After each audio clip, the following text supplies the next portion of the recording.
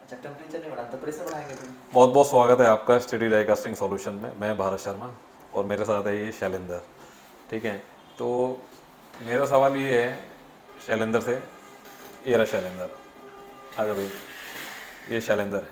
ठीक है, मेरा सवाल इससे ये है कि मैंने इसको बोला है कि मशीन पे आपके ना डाई कास्टिंग के अंदर में आपको नॉन फिलिंग आ रहा है या सरफेस कोई डिफेक्ट आ रहा है।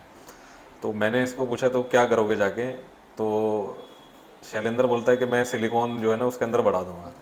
ठीक है, तो प्रैक्टिकली ये पॉसिबल कहाँ होता है कि सिलिकॉन डाल दिया। 5 साल में तुम्हारे को कितने साल हो गए नौकरी करते हुए? 5 साल। 5 साल हो गए ना। तो 5 साल में कभी तुमने ऐसा हुआ है कि नॉन फिलिंग आ रही है और तुमने सिलिकॉन लिया और होल्डिंग फर्नेस में डाला है? डाला है ऐसे कभी? नहीं। नहीं डाला ना। तो प्रैक्टिकली क्या करोगे तुम अगर ऐसे कोई सरफेस डिफेक्ट आ रहा है तो? मोल्डर मीटर टेम्परेचर बढ़ाएंगे। टेम्परेचर बढ़ा दोगे? मैं कह रहा हूँ मोल्टन मेटल का टेम्परेचर भी नहीं बढ़ाना, फिर क्या करोगे? स्प्रे टाइम कम करेंगे। स्प्रे टाइम कम करो, मतलब तुम कुल मिला के करना क्या चाह रहे हो कि और भी कहीं ना होगा। कहीं टेम्परेचर बढ़ाओगे, प्रेशर बढ़ाएंगे। प्रेशर बढ़ाओगे। ठीक है, इंजेक्शन प्रेशर बढ़ा दोगे तुम, और क्या करोगे? उससे भी तो उसका पोजीशन देखेंगे कहाँ पे आ रहा है, उसके साथ पोजीशन सेट करेंगे। पोजीशन सेट करोगे। ठीक है जी, और क्या करोगे? एक तुमने बताया था वो डाई की कूलिंग जो है कम कर दूंगा, जिससे डाई की कूलिंग कम करेंगे। डाई का टेम्परेचर बढ़ जाएगा। टेम्परेचर बढ़ जाएगा। मतलब मेरे को जहाँ तक समझ में आ रहा है अभी कि होल्डिंग फर्नेस का टेम्परेचर बढ़ा दोगे, मेटल का टेम्परेचर बढ़ा दोगे, डाई का टेम्परेचर बढ़ा दोगे, स्प्रे टाइम कम कर दोगे, तो ये इंजेक्शन प्रेशर बढ़ा दोगे, हाई स्पीड बढ़ा दोगे, है ना। तो देखो ये जो सारे काम हैं, ये सारे के सारे काम मैं कह रहा हूँ कि आपको एक बार वैलिडेट कर चुके हैं आप। ठीक है, फिर भी सरफेस डिफेक्ट आ रहा है। ना तो मोल्टन मेटल का टेम्परेचर बढ़ाना है, ना डाई टेम्परेचर आपको बढ़ाना है, ना आपको हाई स्पीड बढ़ानी है, राइट। तो इसके अलावा और क्या कर सकते हो आप फ्लूडिटी को बढ़ाने के लिए? अल्टीमेटली क्या करना है आपको? फ्लूडिटी ही बढ़ानी है ना, ताकि वो कम टाइम के अंदर में कास्टिंग के अंदर में फिल हो जाए, राइट। तो और क्या कर सकते हैं इसके अलावा? ओवरफ्लो जो एयर बन जाना, तो ओवरफ्लो दिया हुआ ना, हाँ, उसमें हम देखो एयर पाइप। मैं बता रहा हूँ, मैं जो बताना चाह रहा हूँ ना तुम्हें, वो ज़्यादातर लोगों का ध्यान हमारा जाता ही नहीं है उस तरफ। ठीक है, मैं जो तुम्हें बताना चाह रहा हूँ यहाँ पे वो ये है कि अगर हम अपने लिक्विड मैटर को फिल्टर करके यूज़ करें, उसका फिल्ट्रेशन करके यूज़ करें, तो कितना इम्पैक्ट आता है मालूम है तुम्हारे को? ये देखो, ये ग्राफ है, स्क्रीन पे देखो, ग्राफ देख रहे हो तुम्हारे को? इस ग्राफ के अंदर में तुम देखोगे कि जिस लिक्विड का मेटल टेम्परेचर 650 है, ये जो पिंक लाइन है ये विदाउट फिल्टर लिक्विड मेटल की है। तो विदाउट लिक्विड जो फिल्टर लिक्विड है उसका 650 पे फ्लूडिटी जो है वो 350 के आसपास है, 350 mm, राइट।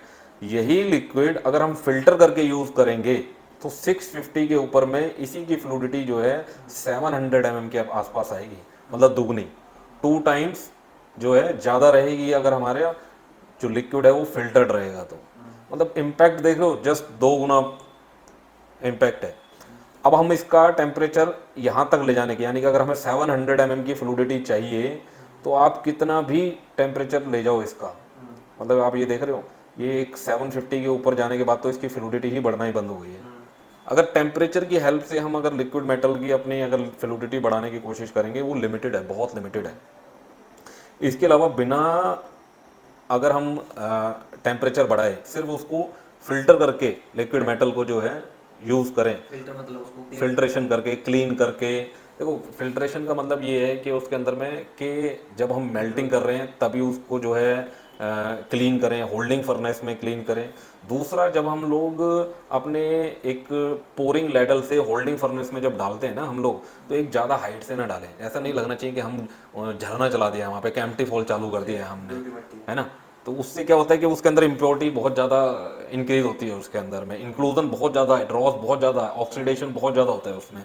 तो एक तो वो झरने का ध्यान देना कि कम से कम हाइट से गिरे, वो ऊपर से नहीं गिराना, वो कैंपटी फॉल की हाइट से। ठीक है।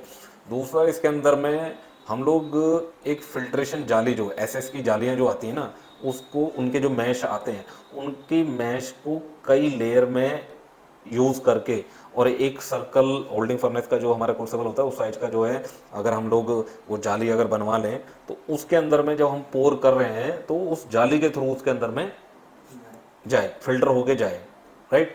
इसके अलावा और भी 400 माइक्रोन्स के आसपास की सिंथेटिक जो है ना वो आती है, जाली आती है, फिल्टर आते हैं जो इसको एल्युमिनियम को फिल्टर करने के लिए यूज़ कर सकते हैं।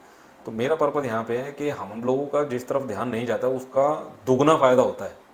बात समझ रहे हो कि मतलब हम लोग कहाँ 700 डिग्री सेंटीग्रेड ले जाएं, 680 डिग्री सेंटीग्रेड ले जाएं सिर्फ उसकी फ्लूडिटी बढ़ाने के लिए। उसके और भी सारे ड्रॉबैक है ना कि डाई फ्लैश मार सकती है, अनइवन जगह से जो है डाई जल्दी ख़राब हो सकती है, प्लंजर जल्दी ख़राब हो सकता है, वो सारी चीज़ें हम लोग सब जानते हैं।